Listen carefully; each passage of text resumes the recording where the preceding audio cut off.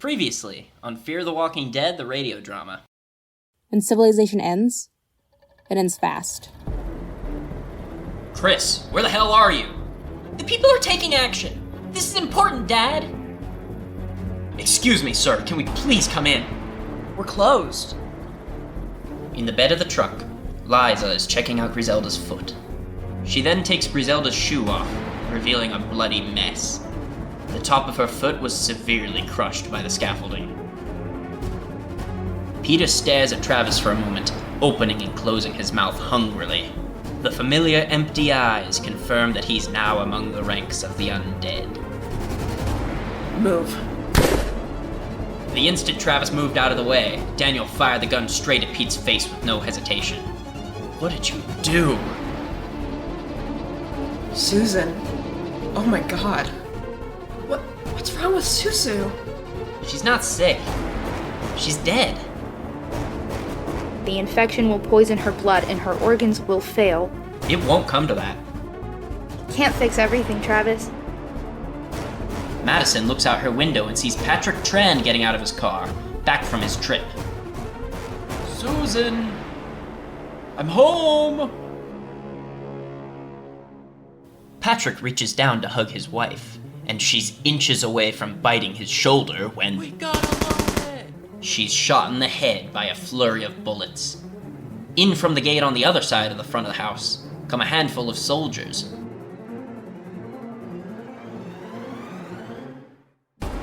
Good morning. I'm Corporal Phillips, and this is my partner, Corporal Cole.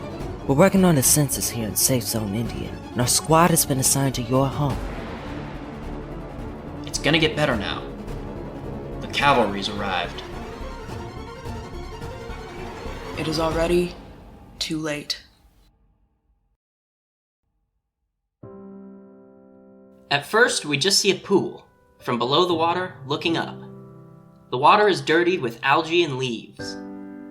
After a few seconds, we see part of an inflatable raft, and a hand in the water. Then we're below the raft, and we see there's someone relaxing on it. As we pan up and out of the water, slowly seeing the scene from higher up, we see that it's Nick, wearing sunglasses and making the best of the dirty pool. And then we're on the street, and we see someone running in slow motion, just their legs at first. We pan up and see that it's Travis, not running away from something, but just jogging, wearing headphones connected to an iPod. As he runs along, he waves at someone else from their neighborhood, who's out enjoying the nice day. Upstairs in their house, Daniel is solemnly staring out the window, watching him run.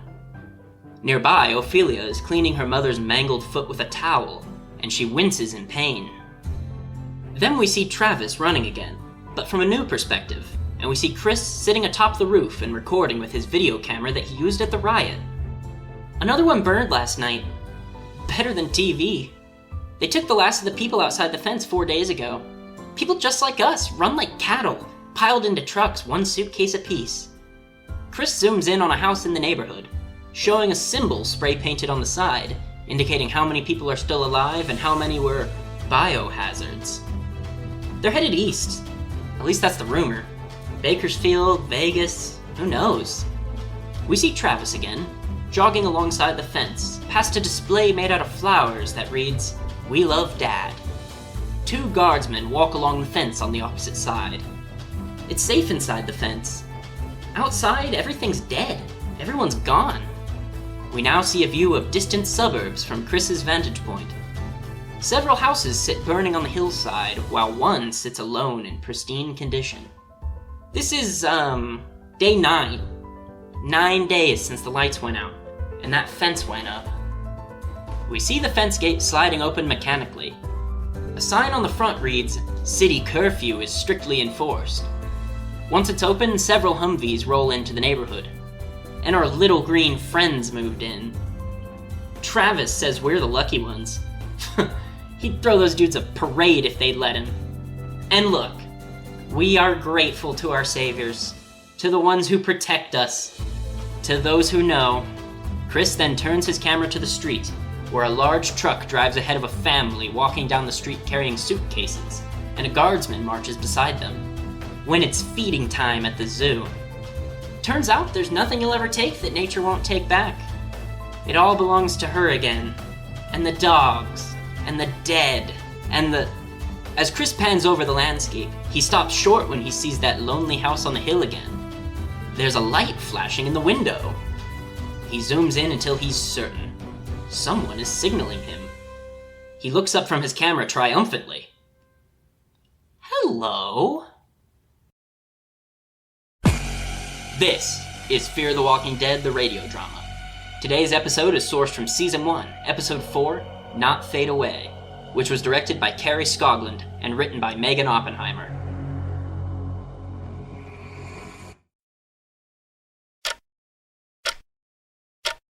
Madison stares at the clock in the kitchen impatiently.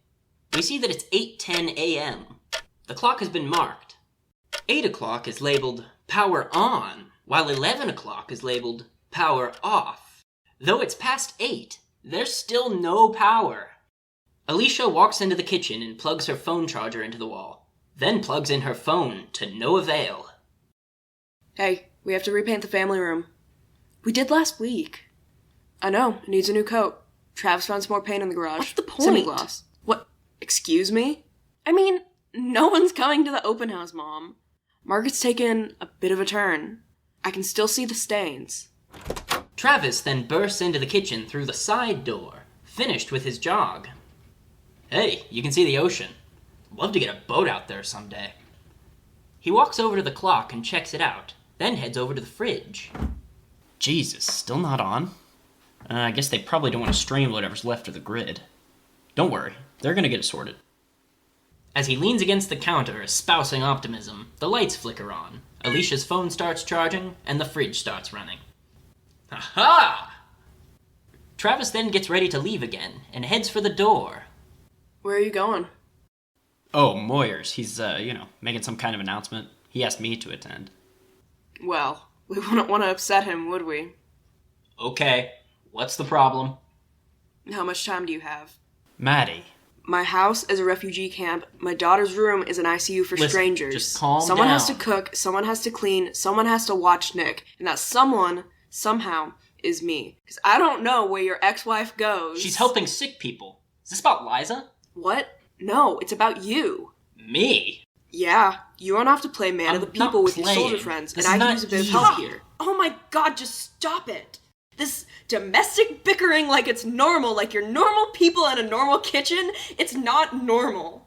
Stop it! Stop acting like it is! They're all silent for a few seconds, then turn to see Ofelia has come into the room. You guys ready to go? Please. Outside on the roof, Chris is reflecting light at the distant house on the hill using a mirror. Do it! Come on, just do it! Come on! Suddenly, the light begins flashing again in the house's window. Holy shit, it is real! At that moment, Travis comes outside, climbs on top of his truck, and talks to Chris. Chris, what do you think you're doing? Get down here. Dad, you gotta see this! Chris, now. I want you to go help Madison, okay?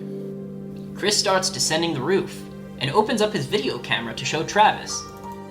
Okay, but just look at this. Chris, I don't have time for... Just 5 seconds, look!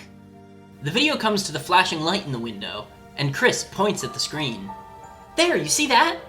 See what? I mean, what am I looking at? It's like a light or a glint, but they said there's nothing alive out there. Okay, come inside. But Dad, I think there's someone out there. There's no one out there. It's just the sun's caught some reflection, and you just gotta stop, okay? Come on. Chris puts his camera away and stares down, dog-trouted, then reluctantly goes inside to help out. Back at the pool, Nick continues floating leisurely as Madison approaches, holding an oxycodone pill, displaying it to him. I found this on the counter. He lowers his sunglasses and squints to see what it is. Oh, yeah, guess I forgot. Oh, you forgot? Yeah, guess I did. She squats down and offers it to him. Okay, here it is. Oh, no thanks. I'm good. I don't think that's the best idea. Well, I gotta kick it, that's the whole point, right? Nick, come on. He promptly flips backward off of the raft and into the water. then resurfaces near the edge and looks up at her. Nick, stop fucking around. Look, give it to Griselda. She needs it more than I do, you said so yourself.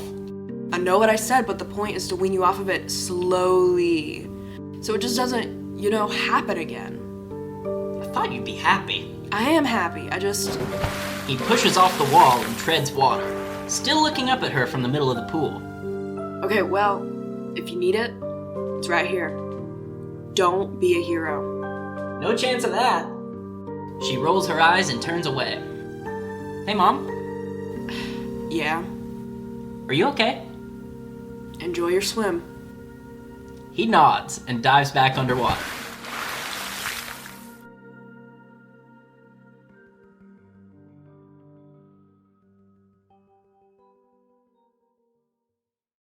Out in the street, Lieutenant Moyers, a tall and loud man in his late 40s, hops up into the back of a Humvee and addresses the huge gathering of people from the neighborhood.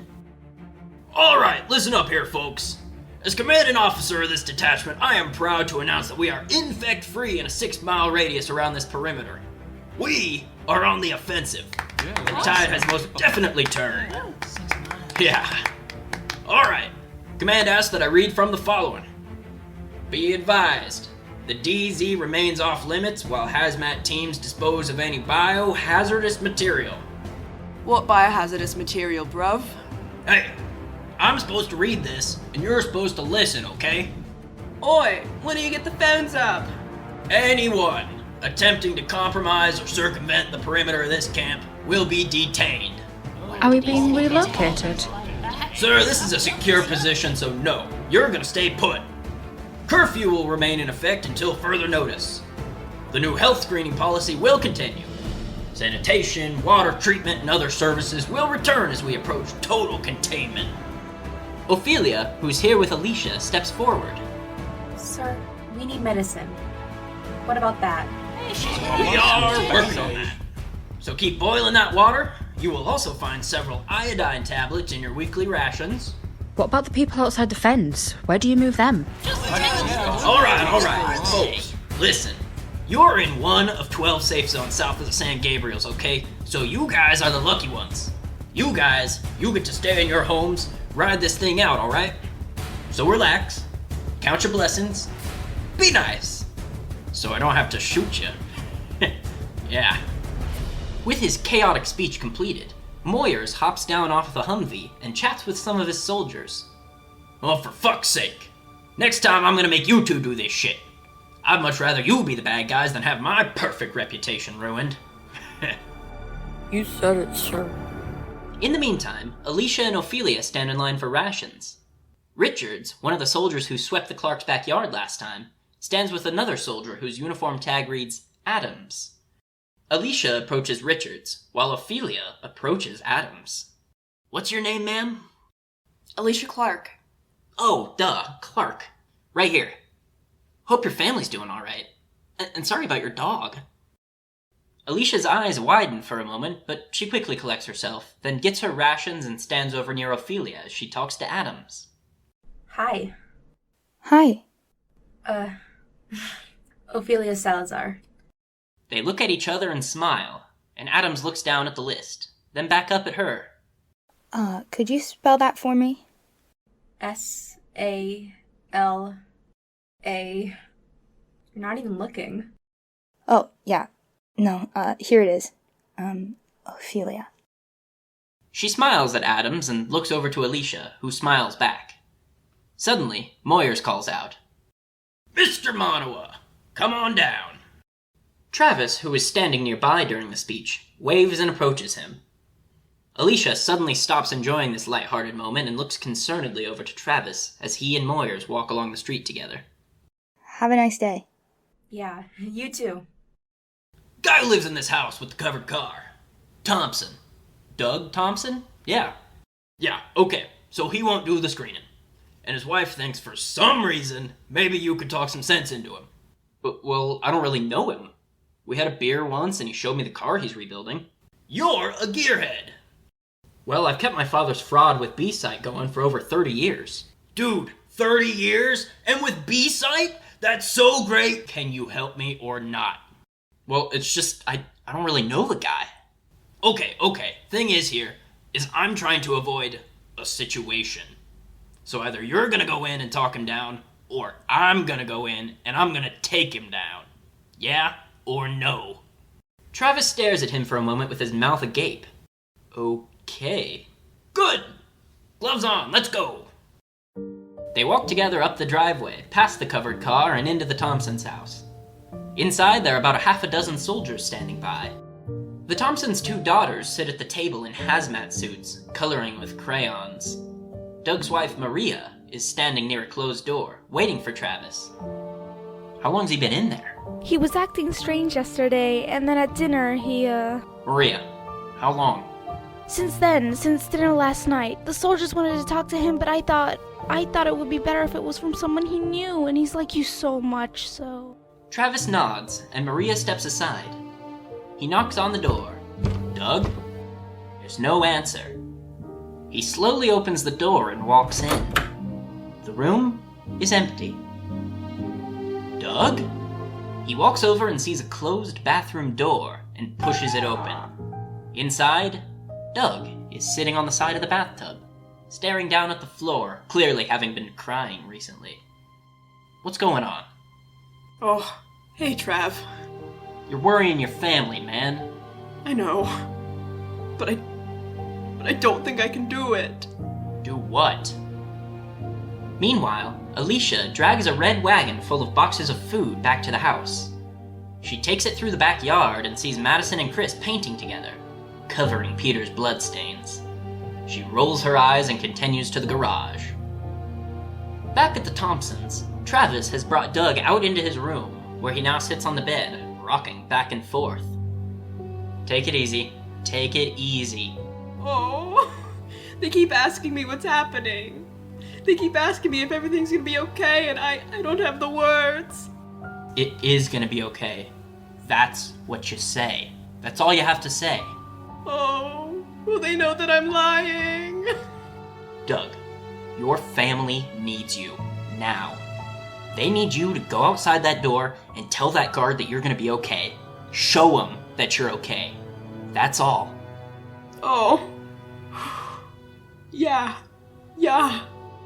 We see Alicia again, but this time she's back in the Tran's backyard, having already made her way through the maze of the covered garden. The back door that they'd previously entered through to get the gun is covered in plastic and caution tape, but Alicia just tears it down and walks inside. She silently wanders the eerily empty house, eventually coming upon that table where the empty pill bottle sits. Alicia eventually finds herself in Susan and Patrick's bedroom. As she approaches the bed, she sees a framed picture on the wall and takes it down to look at. It's a drawing she made for Susan as a child, picturing the 2 of them, and below the stick figures reads, "For Aunt Susu." Then she sees it, the note laying on the bedside table. She sits down on the bed, placing the drawing behind her, and begins to read the note. She starts quietly crying and looks down at her arm, tracing the jagged Sharpie heart that remains. Back in Doug's room, a guardsman finishes taking Doug's blood pressure, and Travis makes his way out. Well, hang in there, buddy. He solemnly leaves the house, pondering Doug's hopelessness.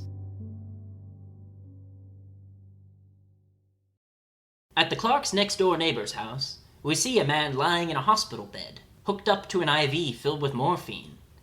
He's sleeping soundly until Liza walks into the room and carefully taps his shoulder to wake him up. Hey, Hector, I gotta go. You've got plenty of juice for the night, okay? The man wakes up and just quietly nods, and Liza walks out of the room and into the kitchen. Here, Hector's wife, Cynthia, is waiting for her. Liza walks past her, toward the door as she updates Cynthia. He's stable. Morphine's helping. You can't stay? I made some soup. Squash from my garden. I have other people to check on. Please, take some with you. You must have seen a lot of people like Hector at the hospital. As she asks this, Cynthia turns around to get a dish for the soup, and Liza crosses her arms and looks around nervously. Yes, at the hospital. Opting not to elaborate on her level of experience, Liza's then silent until Cynthia hands her the bowl. Take it. I don't know what I would have done. Hector's all I have. Liza nods uncomfortably. Thank you. As Liza opens the door to leave, we suddenly see Nick in the pool next door. From his raft, he hears Cynthia give her salutation. Thank you, Liza. See you tomorrow. In a flash, Nick is climbing out of the pool and peering through the fence, where he sees Liza standing outside the house, shaking her head, then walking off to help someone else elsewhere. He waits a few more seconds and sees Cynthia come outside too and get ready to tend to her garden. Nick grins and walks out of view. Inside the Clark's house, Chris has his camera out, having just shown Madison the video of the house on the hill. Why show me that? Don't you see it? I mean, why not show your dad? I tried. He just said it wasn't anything. Well, maybe he's right. It could just be a piece of metal, or a window, or, I don't know. Look, there's a pattern, okay? Someone's out there. A human someone. Someone who needs our help. We don't know that. What else could it be? Why else would it just... If someone needs help, they go to the soldiers. After saying this, Madison doesn't seem convinced with her own argument, and her face begins to grow more pensive. Unless they can't. Or they won't. He holds up the camera again, and they watch the clip once more. Do you see it? Madison turns and stares at him for a moment, not sure what to say. Back in Hector and Cynthia's house, we hear the labored breathing of Hector as he lies on his bed. As we pan down, however, it's clear that his IV is no longer connected to him, and the tube leads down to the floor below the bed, where Nick is lying down, still in his swimming trunks, with the IV injected in between his first two toes. He lies there, below the ailing man he's stealing from, and just grins. Near the perimeter fence, overlooking a suburb on another hill nearby, a Humvee is parked. In the back, Ofelia and Adams are making out as a call comes in on the radio from Adams' sergeant, Castro. 3-2 Echo, this is Bravo Actual, standing by for a sit rep, over. They ignore the call and continue. 3-2 Echo, this is Bravo Actual, standing by for a sit rep, over. Don't you have to get that? They'll leave a message. You're in my head all day. I can't concentrate. Adams pulls her closer aggressively, then starts reaching to unfasten her brassiere. Oh, whoa. Wait. Maybe we could just slow down a little. Right. Yeah, we should. I'm sorry. Are you upset? No, it's okay. I like you, Ofelia. That's all. Yeah, you're like the only thing that makes me believe there's still good in people. Hey, of course there is. They kiss, and as Adams starts to kiss her neck and isn't looking at her face, Ofelia rolls her eyes. Hey, did you get the medicine? I tried. I asked the corpsman. What did he say? They got it all locked down tight. I guess they're stockpiling for the big push to take back the city. It's just, my mom's really sick, so... Yeah, I know that. I'm sorry. 3-2 Echo interrogative. Where the hell is my damn truck? Please advise. Bravo, Actual. This is 3-2 Echo, finishing patrol, heading back. They kiss a few more times, then get ready to head out. That night, in the back of Madison's car, Travis and Madison have just finished having sex. Is that make-up sex? We gotta fight more. Madison doesn't seem amused by this, and she opens the car door. Hey, what's the hurry? I thought that was nice. It was. I got things to do. Can it wait? Come here. She stands up and takes a step away, then turns back to him. What's going on? I don't know.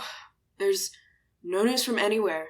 Vivian says she heard soldiers talking about quarantine camps out near Barstow. I mean, I don't know, she's a gossip, but... No, I meant with you. What's going on with you? I mean, you're buzzing around here all day, every day, driving yourself nuts. I mean, you hover, clean, watch Alicia and Nick like a hawk. Nick needs to be watched. Yeah, I know. Still. Well, if we're exchanging parenting tips, you might want to pay more attention to Chris. Oh, okay. I mean, all I do all day is pay attention to... Positive attention. Alright. How come I feel like I'm being called into your office? He showed me the video he took from the roof. Jesus, that kid's got a class act imagination. You know that. I saw it too. I did. Yeah. Okay. What did you see? I don't know, like a light? Mm-hmm. Like someone reflecting the sun. Great, so you saw a light. What am I supposed to do with that? Go to Moyers and say what? My kid saw a light, so your soldiers? Tell them to drop their duties That is their duty. It's been 9 days. What have they done? They promised medicine, doctors, electricity, information. Where is it? What about the phones? Don't you wonder why they can't get a landline? No, Cell I don't towers? wonder. Nothing? Maybe they've got something bigger to worry about. Well, maybe they don't want the phones to work. Oh, Maddie, are you listening to yourself? You're talking paranoid. I don't want to encourage this with Chris, and you shouldn't either. So you did see it. You're just... Suddenly, they're interrupted by someone banging on the garage door and calling out for Travis. Travis! Oh, it's Maria! He rushes over to the garage door and slides it open. Outside, Maria and her 2 daughters, still in hazmat gear, are waiting for them. Maria, what are you doing? It's past curfew. They can shoot me. What's wrong? Doug's gone. I was in the back of the house with the girls and I don't know where he went. Alright, calm down, just breathe. He's missing. What did you say to him? I didn't say anything. He took his car. He took his stupid, precious car, and I don't know where he went. Okay, let's take the girls inside. Look, I'm sure he's fine. He's just clearing his head somewhere, that's all. We're not allowed to drive inside the fence, Travis. It's not allowed. I know. I understand. So what if he... oh my god. No, look, just don't go there, please, alright? I'm gonna find him. Girls, I'll find your dad, alright? We'll find him, yeah? Come on, I'll walk you guys home. As the sun rises early that morning, Madison sits atop the roof of their house with a flashlight. She stares out at the house on the hill and starts making a regular pattern of flashes. There's no visible response from the house, and Madison just nods and lowers her flashlight. Perhaps Chris was imagining it. Far from the neighborhood, the perimeter fence covers a large, grassy area. Here we see Travis, who seems to have been walking the perimeter for hours. He stops suddenly as he follows the fence and starts jogging. We pan over and see what he's running toward just as he arrives. Doug's car, a blue 1972 turbocharged ZZ with 2 white stripes down the hood, sits empty next to the fence, all the doors open, and nobody's around. Shit. Travis walks over to the fence and leans forward, grabbing the fence with one hand and just staring out over the hill, looking longingly at the huge skyscrapers of LA. On the roof, Madison is trying once again to signal whoever's in the house. She flashes the same pattern once again. This time, light flashes from the window in the house, barely perceivable from here, but unmistakable. In the morning, just outside the main fence, we see a golf ball on a tee, which has been placed on a welcome mat on the road. Suddenly, a club swings down and hits the ball, and it goes flying off, far to the left. A soldier standing outside of a Humvee nearby ducks and covers his head as the ball flies past. We zoom out and see Moyers post-swing. Ah, Christ, I hooked it! Then we see Travis, on the inside of the fence, mid-conversation. His wife's worried that he went over. I'm just asking that you send out 1 patrol. He hasn't been missing long. Moyers considers this, then tees another ball on the welcome mat. He's not missing. We pulled Doug Thompson last night. Found him up by the fence, bawling his eyes out in his damn muscle car. That guy, man, he's a damn head case. Can't have that around camp. God damn it! The ball flies off to the left again, and Travis looks at him incredulously. Hey, now don't you look at me incredulously. It's not my order, though I agree with it, and you should too.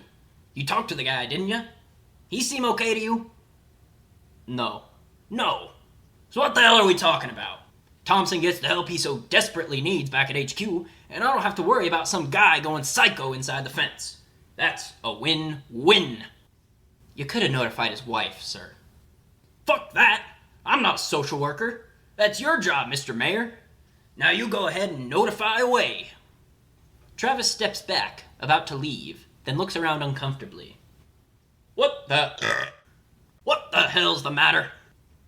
My son, sir, he just saw a light in the DZ, up on the hillside. Moyers stares at him intensely for a few seconds before he responds. There's nothing alive out there. He didn't see anything. We went house by house, block by block. Moyers is clearly uncomfortable and tees up another ball. I know, forget it. Already did. Ooh, that's money! Travis disappointedly sulks off and heads to the Thompsons' house. Meanwhile, at Hector and Cynthia's, Liza walks inside, but Cynthia isn't around. She walks towards Hector's room. Cynthia? When she gets there, the bed is empty and has been remade. She rushes out of the room and toward the back door to the garden, where she left from yesterday. As she gets into the kitchen, Cynthia walks inside, accompanied by a tall and slender woman who confidently follows her. Liza, there you are. Where's Hector? Liza looks to Cynthia, but the other woman walks up to her and answers. Getting the care he needs. Who are you? I'm Dr. Bethany Exner. She's from the government. Cynthia's told me all about you. What did she tell you? That you're the reason why her husband's alive. That you're a very good nurse. Nurse practitioner. It's basically a doctor. Where did you take Hector? Sit down. I want to see him. Cynthia was kind enough to show me this chart. I'll admit I'm not familiar with all of these. Look, I should explain this to you. Cynthia, do you mind if Liza and I speak privately? Oh, no. That's great, of course. I should get packed anyways. Liza, you're an angel. She hugs Liza, who seems concerned by what she's said. She walks into the living room to join Exner. Where's she going? She wanted to be with her husband. Where is that?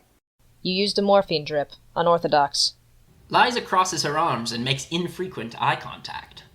I didn't have any nitrates, so I had to salvage from another neighbor.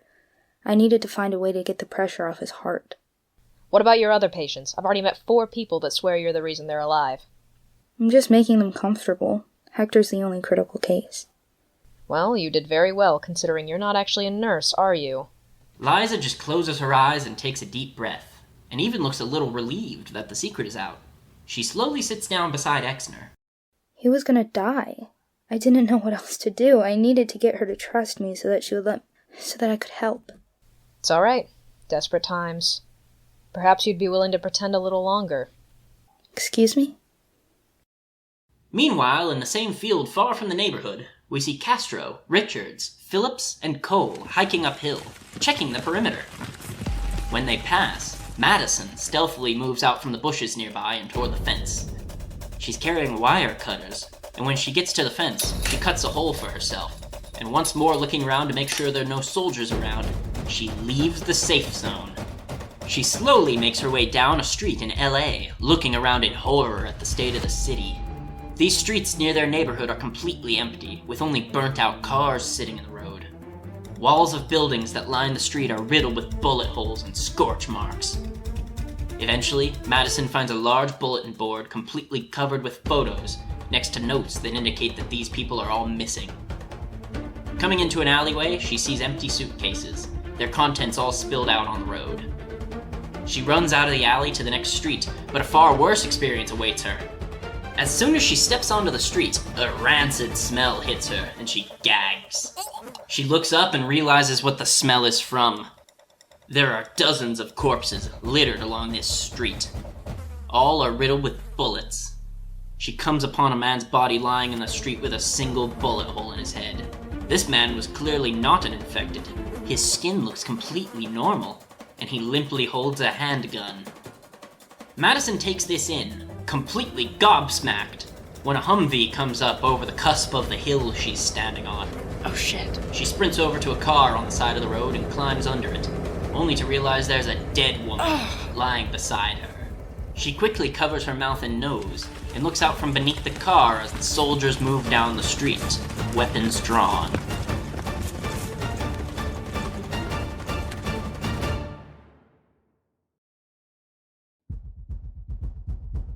Madison lets out a sigh of relief as she looks down the road. The soldiers marching down the street had been doing a very cursory check of the obvious dead bodies to ensure they were truly dead.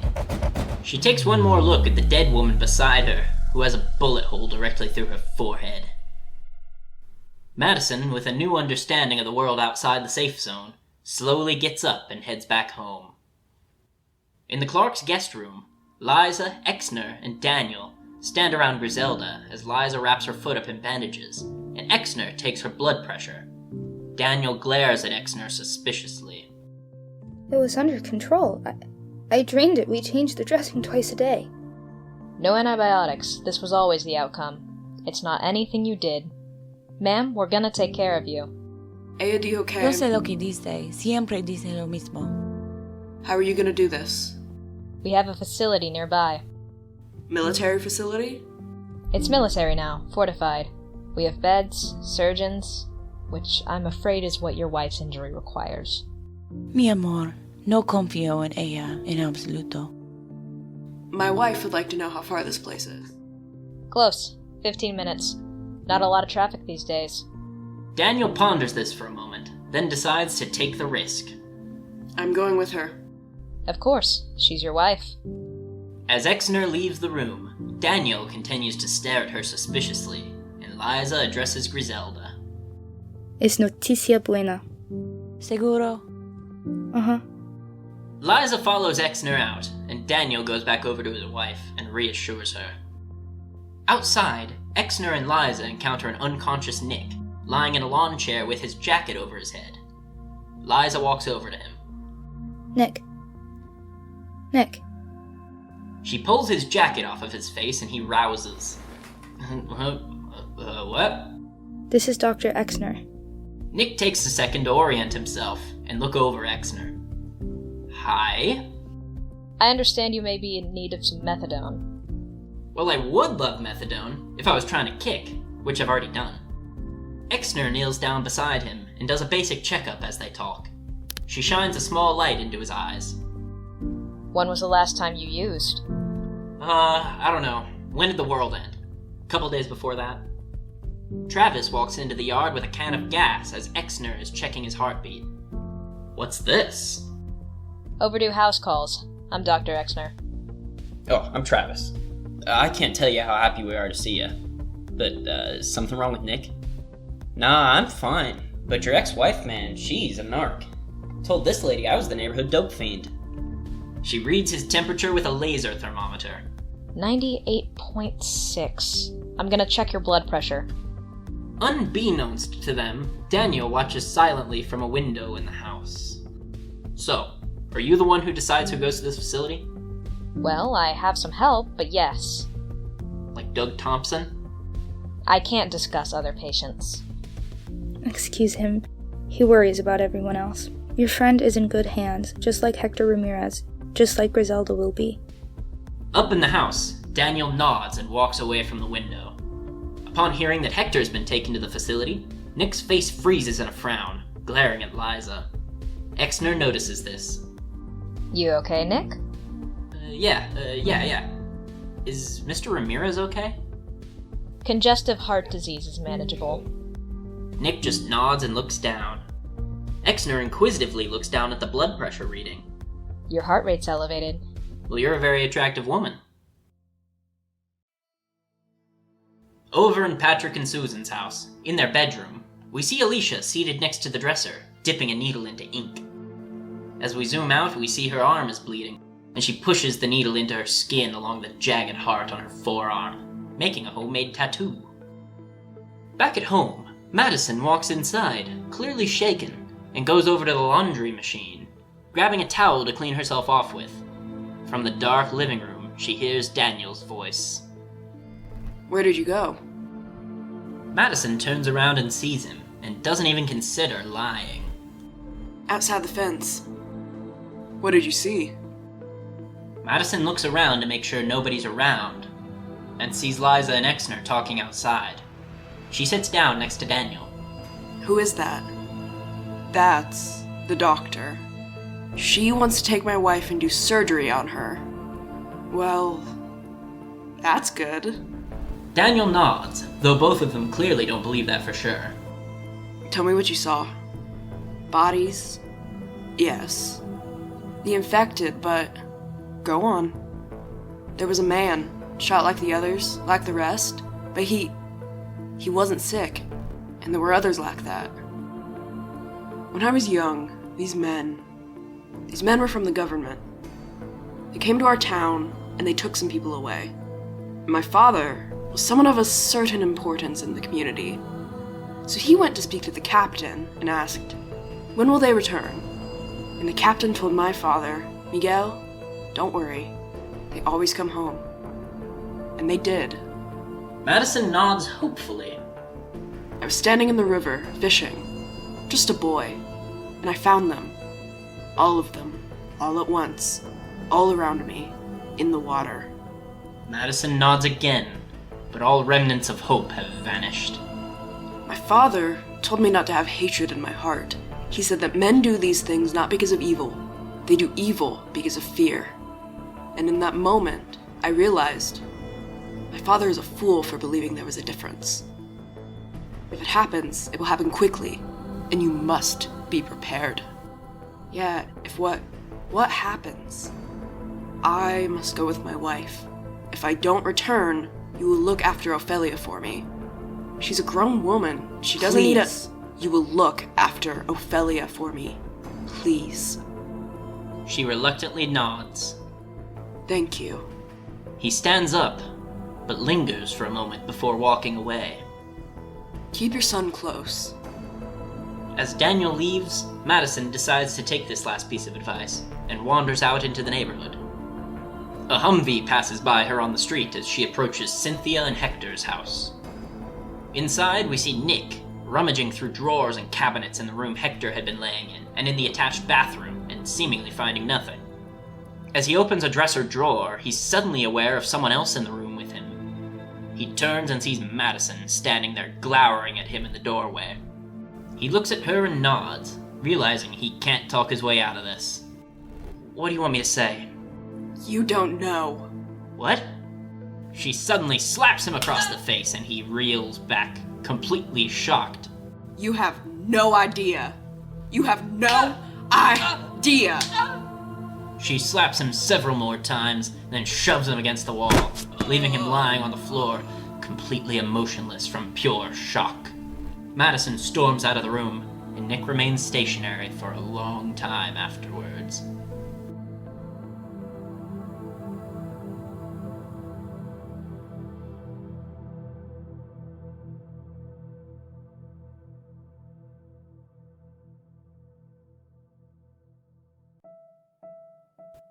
Late that night, in the darkness of the Clark's powerless house, Alicia walks down the hall to go to the bathroom. She opens the door to find Nick standing in front of the mirror, tending to the bruises on his face. "Go away! Go away!" What the hell happened to your face? For Christ's sake, Stop, go away! Nick. Just let me have a look at it. Nick, let me in. Travis, who is standing nearby, walks over to help out. "What's going on?" Let me in. "Nick? What happened?" Travis, stop. Look, I got it, okay? "Okay." Nick, he's gone. Come on, let me in. Do you want me to get Mom? At this, Nick sighs and steps away from the door, letting her come in. She closes the door behind her and looks at his face concernedly. Who did that to you? Are you okay? Mm-hmm. You want to talk about it? He shakes his head no and starts to break down. Hey, it's okay. It's okay. They embrace, and Nick starts to let himself cry. Out in the garage, we see Madison crying as well, having some coffee to stay awake. Travis approaches the door, but before he can come in to comfort her, the sound of a large vehicle stopping right outside their house gets them both jumping to action. They rush inside, just as Liza, Exner, and several soldiers have occupied their house and are carrying Griselda out on a stretcher, with Liza reassuring her that this is going to help. The usual squad stands nearby, powerless against the newcomers. "What the hell is going on? Hey, whoa, what is all of this?" If we don't get Griselda to the surgeon, she's gonna lose the foot. You're in the way. "All right, okay." Ofelia, I don't know how long we will be. Stay safe. Daniel collects his bag and starts to follow the soldiers who've just carried the stretcher out the door. But a soldier who seems to have some authority stands between him and the door. His uniform tag reads, Alan Hammer. Sir, I will need you to wait. No, that's okay. That's his wife. I have 2 names. Yes, Griselda Salazar, Daniel Salazar. Niet, not you. Nicholas Clark? What?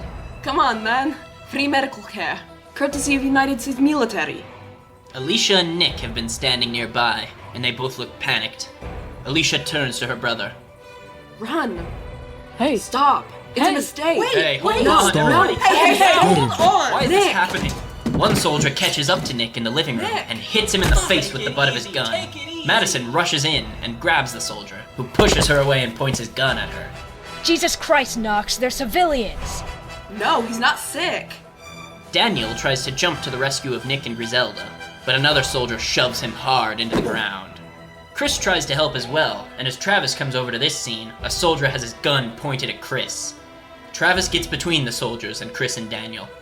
Richards moves to intervene, but Castro holds him back. Johnson, no! Fuck me, I did not sign up for this. Hey, what the fuck are you doing? Take it easy, man, he's a kid. It's an old man and a kid, what the hell are you thinking? This is our home. 2 soldiers walk Nick outside toward the large truck that Griselda had been loaded into, and Exner waits impatiently. Hey, I didn't do anything wrong, man. I didn't do anything. Liza turns to see Nick being escorted to the truck and rushes over to Exner, who's already walking away from the scene. Let Nick stay. He's not a risk. I'll look after him. Please. You said you wanted to help? Yes, I do. Yeah, but... Then get in the truck. We could use you in the hospital. Inside, Madison and Alicia are desperately trying to leave the house, but soldiers are now guarding the doors. Travis tries to reason with the soldiers, while Chris and Madison find windows to look out. He knows me. Please, just let me talk to Moyers. It doesn't matter. Would you just let me talk to Moyers? Madison watches powerlessly as Nick is shoved into the backseat of a Humvee, which drives away. No. No, Nick! Liza watches this too, then looks back up to Exner. I have a son. He needs me. We'll come back for your son. He's safe here for now. But Griselda, the others, they need you. I need you. Liza looks down, considering her options. Are you coming? Liza! Liza desperately scans the house until she sees Chris watching through the window. She mouths, "I'll be back. I love you," to him, and then gets up into the truck with Exner. Mom? Inside, Lieutenant Alan Hammer sees that the convoy is ready to leave and opens the front door. Okay, clear out. He turns to Castro's squad and points at the sergeant. That means you 4-2. I need someone to report to your boss for me so I can get out of this dump. Travis, I'm sorry. Not now, Richards. I've got a plan. After they leave, Madison rushes out after them. Where is he? Where did you take him? Where is he? No, Nick! Madison sees Liza sitting in the truck as it drives away, and her face becomes deeply angry, and she stops struggling against the soldiers who've been holding her back. Madison's left alone in the front yard, looking off into the distance. Travis and Chris look out the window, watching Liza leave as well. Chris also has a look of anger, and storms off silently as Madison comes back inside. Chris? Madison approaches Travis and nods. Liza, she did this. Madison walks away, and Travis, Alicia, and Daniel are all left standing around silently, mouths slightly agape, completely in disbelief. Madison opens the door to the garage, locking it behind her, then buries her face in her hands. Later, Alicia gets under the covers with a flashlight and reads the note she found in Susan and Patrick's room once more, as Travis walks outside and looks around. Patrick, if you find this, I'm sorry. If you find this, I love you. I saw something today that horrified me. At first, I thought it was unnatural. I thought it was an aberration, but I was wrong. Travis gets on top of his truck and walks up onto the roof, sitting down where Madison and Chris had both sat before, facing the house on the hill, and he starts to weep. What I saw was prophesized. What I saw was godly, and I think it's overdue. I wish you were here, but I will see you soon, and you will hold me.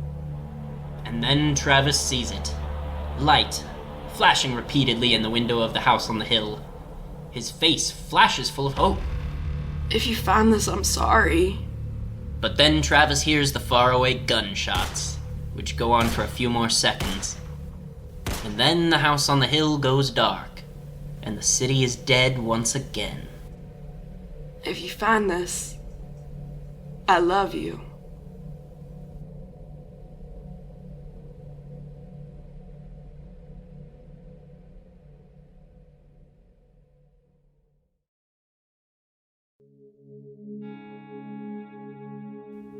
This has been Fear the Walking Dead, the radio drama. Today's episode was sourced from Season 1, Episode 4, Not Fade Away, which was directed by Carrie Skoglund and written by Megan Oppenheimer. This production was brought to you by Parker, director, editor, and writer, and Tate, assistant director, casting director, enforcer, and thumbnail artist. This episode starred Parker as the narrator, Nick, Travis, and Chris. Tate as Madison, Alicia, and Daniel. Lena as Liza. Hope as Ofelia. And Melisa as Griselda.